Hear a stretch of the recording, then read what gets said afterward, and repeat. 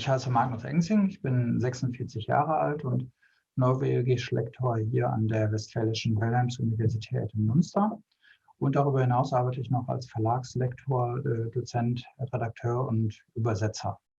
Ich habe studiert auch hier in Münster, wie es der Zufall so will, aber nicht nur, sondern auch ein Jahr in Tromsø, Norwegen. Und Skandinavistik war mein Hauptfach. Mein erstes Nebenfach war Komparatistik und mein zweites Nebenfach die Ethnologie.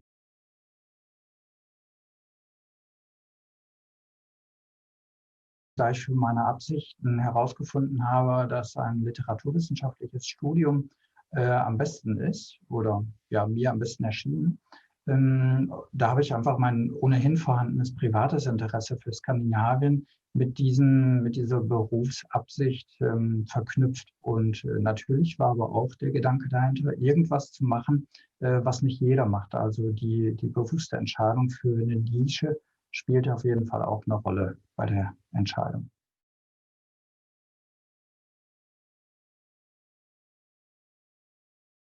Nach einem längeren Auslandsaufenthalt 2006 habe ich dann ein Volontariat in einem Darmstädter Verlag angetreten. Das war noch nicht ganz beendet, da stand auch schon das nächste Volontariat an, und zwar in einem Berliner Literatur- und Sachbuchverlag, worauf ich mich dann als Verlagslektor selbstständig gemacht habe.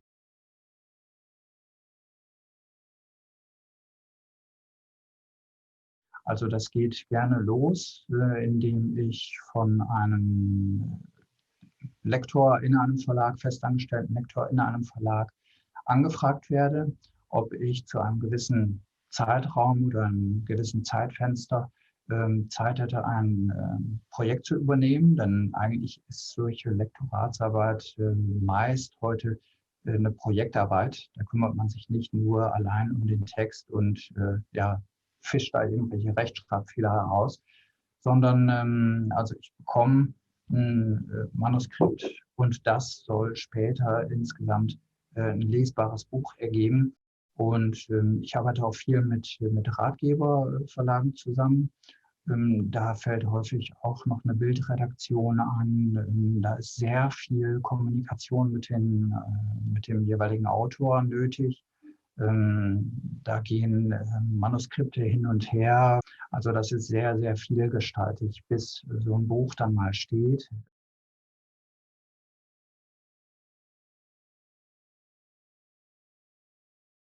Auch in meiner Verlags- und freiberuflichen Arbeit gab und gibt es immer wieder Nordeuropa-Bezüge, die sich ja teilweise zufällig ergeben, gezielt aber auch von mir initiiert werden.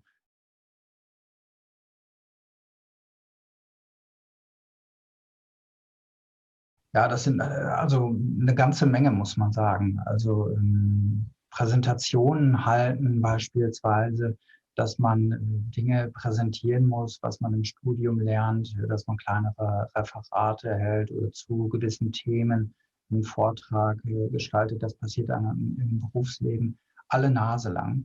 Denn ständig muss man irgendetwas vorführen und für irgendetwas Werbung machen, sage ich mal, für das man brennt. Ein weiterer Kernpunkt ist die Informationsbeschaffung.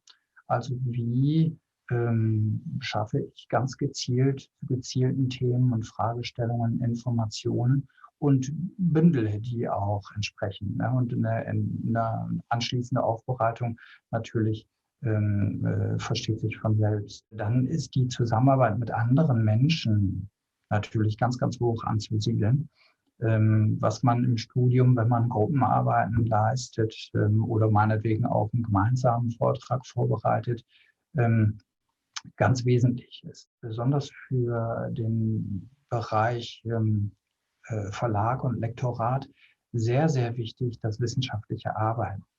Da geht es dann um die Edition von Büchern, wie ediere ich richtig, wie erstelle ich Quellenverzeichnisse und wie in meinem Fall beispielsweise baue ich ein Buch strukturiert auf, vom Anfang bis Ende, von der Einleitung bis zum schlüssigen Ende.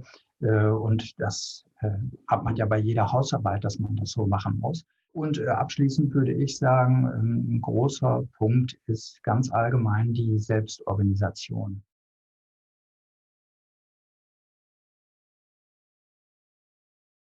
Also die größte Herausforderung direkt nach dem Studium besteht sicher darin, überhaupt einen Fuß in die gewünschte Tür zu bekommen. Das ist weniger als ein spezieller Zeitpunkt zu sehen, sondern mehr als Prozess, der schon weit vor dem Studienabschluss beginnt. Man sollte möglichst früh eine Berufsorientierung suchen und Berufspraxis suchen, in welchem Feld auch immer. Und wenn in einem beispielsweise Verlag eine Stelle im, weiß ich nicht, Rechnungswesen oder so frei ist und man da eine Anstellung finden kann erstmal oder auch nur einen Nebenjob, wie auch immer, dann würde ich sagen, sollte man auch da zugreifen, wenn es einem irgendwie zusagt.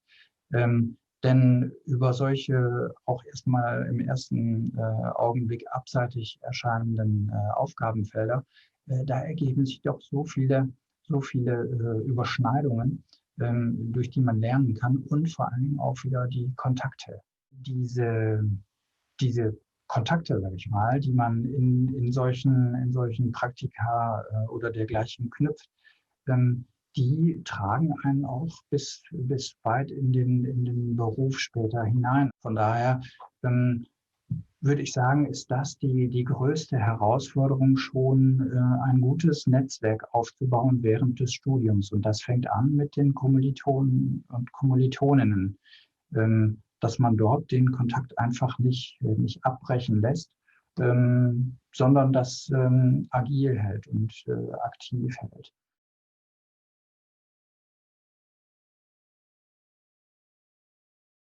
Die Vorteile eines kleinen Fachs wie der Skandinavistik liegen nun mal darin, ja, dass man ein Nischendasein bedient oder man erlernt auf jeden Fall etwas, das nicht jeder kann. Selbstverständlich darf aber auch nicht vergessen werden, dass wir automatisch als Skandinavisten Sprachkompetenzen für 3 Länder auf einmal erwerben.